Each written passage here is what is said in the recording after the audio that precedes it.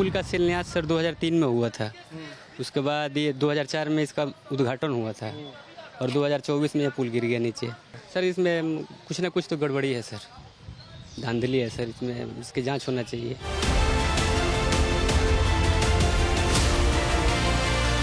देखिए ये जो पीछे पुल बना है यहाँ के स्थानीय लोग बनवाए हुए हैं। ये 150 साल पुराना पुल है, अंग्रेजों के ज़माने का जी। बता रहे हैं। यहाँ के स्थानीय लोग बनवाए हैं अपने पैसों से बनवाए हुए हैं स्थानीय लोग। ये पुल खड़ा है लेकिन देखिए ये पूरा नया पुल गिर चुका है। 15 मिनट में ही पुल ध्वस्त हो गया, एक भी सरिया नहीं है पुल में। बिहार में पुलों का धड़ाधड़ गिरना अब खुदकुशी से कम नहीं कहा जा सकता, क्योंकि महज 17 दिनों में 12 पुल गिरकर जमींदोज हो गए। 18 जून को 12 करोड़ की लागत से बना अररिया का पुल गिर गया। 22 जून को सिवान में पुल गिरा, जो करीब 40 साल पुराना था। 23 जून को मोतिहारी में पुल गिरा, ये 1.5 करोड़ की लागत से बना था। 27 जून को किशनगंज में पुल गिरा, इसकी लागत तकरीबन 25 लाख थी। 28 जून को मधुबनी में 3 करोड़ की लागत से बना पुल ध्वस्त हो गया। वहीं 1 जुलाई को मुजफ्फरपुर में बना बांस का पुल बागमती नदी की तेज धार में बह गया। 3 जुलाई को तो एक ही दिन में 5 पुल गिरे और फिर 4 जुलाई को सुबह सुबह सारण जिले में एक और पुल टूटकर भ्रष्टाचार की भेंट चढ़ गया। बिहार में इन दिनों ऐसा लगता है कि पुल पुलिया गिरने का मौसम चल रहा है। गनीमत यह है कि कोई पुल पुलिया जैसे ही गिरने की कगार पर पहुंचता है, स्थानीय लोगों को इस बात की जानकारी हो जा रही है और कोई बड़ा हादसा नहीं हो रहा है। बिहार में क्या नए, क्या पुराने या क्या निर्माणाधीन पुल एक एक करके जल समाधि ले रहे हैं। और इसी कड़ी में पिछले 17 दिनों में 12 पुल जमींदोज हो गए। यानी बिहार में जब से मॉनसून की बारिश शुरू हुई है, तभी से पुलों के ध्वस्त होने का सिलसिला चल पड़ा है। कई जिलों में तो 2-2, 3-3 पुल गिर चुके हैं। बिहार में पुल गिरने का सिलसिला 18 जून को अररिया से शुरू हुआ था। वहीं 3 जुलाई को 24 घंटों में सिवान और सारण में पानी के तेज बहाव से 5 पुल ध्वस्त हो गए।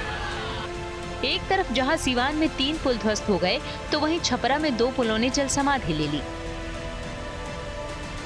सिवान में पुल टूटने की पहली घटना महाराजगंज के देवरिया गांव में घटी, जहां गंडक नदी पर बने पुल का एक पिलर धंस गया और पुल टूट गया। बताया जा रहा है कि ये पुल तकरीबन 40 साल पुराना था। 27 जून को बिहार के किशनगंज में भी कंकाई और महानंदा नदी को जोड़ने वाली एक छोटी सहायक नदी पर बन रहा पुल ध्वस्त हो गया। और 28 जून को मधुबनी जिले में भी एक पुल टूट गया था। 3 जुलाई को तो हद ही हो गई। सारण और सिवान जिलों में एक दिन में 5 पुल ढह गए। इसमें एक पुल ब्रिटिश काल का भी है। पुलों के ढहने की वजह पानी का तेज बहाव बताया जा रहा है, लेकिन इसी तेज बहाव में काफी पहले के बने पुल सही सलामत हैं। इस पुल के ध्वस्त होने से हजारों लोग प्रभावित हुए हैं। पानी में पैसा बह रहा है और इसी कड़ी में हम आज पहुंचे हुए हैं सारण ज़िले के जनता बाज़ार इलाके में। और ये ताज़ा एक तस्वीर दिखा रहे हैं आपको कि किस तरीके से यहाँ देखिए कल की ही घटना है। गंडकी नदी पर स्थित ये एक छोटा पुल था और आज इस पुल की हालत क्या है। कल ही ये पुल जो है वो ध्वस्त हो गया। बताया जाता है कि गंडकी नदी में कल पानी आया। पहले ये नदी सूखा हुआ था, लेकिन जैसे ही पानी यहाँ आया कल पहली बार, तो 15-20 मिनट के अंदर ही ये पुल जो है वो ध्वस्त हो गया। और हालत यह है कि पिछले 17 दिनों में 1 दर्जन पुल पुलिया जो है वो टूट चुके हैं। बिहार भारत का सबसे ज्यादा बाढ़ प्रभावित राज्य है। राज्य का कुल बाढ़ प्रभावित क्षेत्र 68,800 वर्ग किलोमीटर है, जो कि राज्य के कुल भौगोलिक क्षेत्र का 73.06% है। बिहार में पुल गिरने की लगातार हो रही घटनाएं ज्यादा विनाशकारी हैं, क्योंकि बड़े पैमाने पर लोगों का जीवन दांव पर है। बीते 10 से 15 सालों में बिहार में पुल बहुत बने हैं, लेकिन उनके रखरखाव की नीतियों में खामी रह गई है। एक्सपर्ट बताते हैं कि पुल में 2 महत्वपूर्ण पॉइंट होते हैं। पहला एक्सपेंशन जॉइंट, जिसकी बार बार सफाई होनी चाहिए, और दूसरा बेयरिंग, जिसकी उम्र 10 साल होती है और कायदे से इसे 10 साल बाद बदलना या रिपेयर करना चाहिए। ऐसा लगता है कि ये दोनों ही काम नहीं हो रहे हैं। वहीं मॉनसून आने से पहले पुल का स्ट्रक्चरल ऑडिट होना चाहिए, जिसके लिए बाकायदा इंडियन रोड कांग्रेस की गाइडलाइन है। इसके अलावा पुल गिरने की वजह भ्रष्टाचार और इंजीनियर्स में अनुभव की कमी भी है। फिलहाल बिहार में पुलों के ढहने का मामला सुप्रीम कोर्ट तक पहुंच गया है। बिहार के रहने वाले वकील ब्रजेश सिंह ने कोर्ट में याचिका दायर कर सभी कमजोर पुलों को गिराने का निर्देश देने की मांग की है। इसके साथ ही ये भी कहा गया है कि राज्य के सभी पुलों का हाई लेवल ऑडिट होना चाहिए। रिवर जो है वहाँ अपना कोर्स बदलती रहती है, आज इधर से जा रही है, कल को थोड़ा उधर से जा रही है।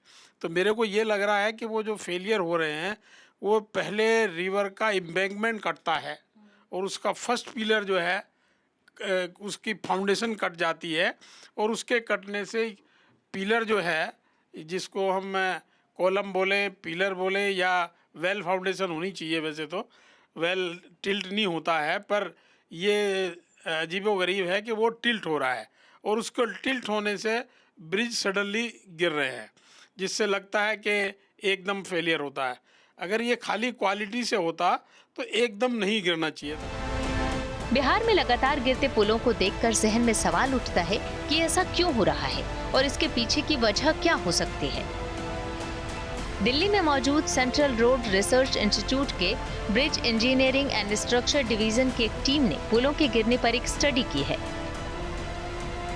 उन्होंने अपनी स्टडी में पाया कि भारत में 80% से ज्यादा पुल प्राकृतिक हादसों की वजह से गिरते हैं। इसमें बाढ़, भूकंप और आंधी जैसी प्राकृतिक आपदा शामिल है। भारत में बाढ़ की वजह से ही करीब 52% पुल गिरते हैं और इसका एक बड़ा कारण सीमा से ज्यादा बालू का खनन है, जिससे पुल की जड़ें कमजोर हो जाती हैं। स्टडी के मुताबिक भारत में ब्रिज के फेल होने की दूसरी बड़ी वजह निर्माण में इस्तेमाल होने वाला खराब सामान है। इसकी वजह से 10% से ज्यादा पुल समय से पहले गिर जाते हैं, जबकि डिजाइन और निर्माण की विसंगतियों की वजह से करीब 4.13% ब्रिज गिरते हैं। आंकड़ा हैरान करने वाला है। बिहार में एक ही महीने में इतने पुल क्यों गिर गए? बिहार में ही पुल इतने कमजोर क्यों हैं? कुछ निर्माणाधीन पुल गिरे, कुछ हाल ही में बनाए गए थे, कुछ इतने पुराने कि अंग्रेजों के जमाने के। बिहार में इसके पहले भी पुल गिरे हैं, निर्माणाधीन पुल भी गिरा है। जांच कमेटियां बनी, कुछ इंजीनियर और अधिकारियों को निलंबित भी किया गया है, लेकिन नतीजा सिफर। यानी बिहार में जिस तरह से लगातार पुल गिरने की घटनाएं सामने आ रही हैं, वो सरकार और प्रशासन पर बड़े सवाल खड़े करती हैं।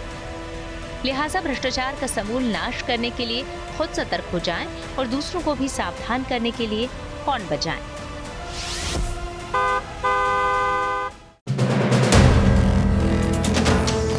वीडियो पसंद आया तो हमें लाइक, कमेंट, शेयर और सब्सक्राइब जरूर करें।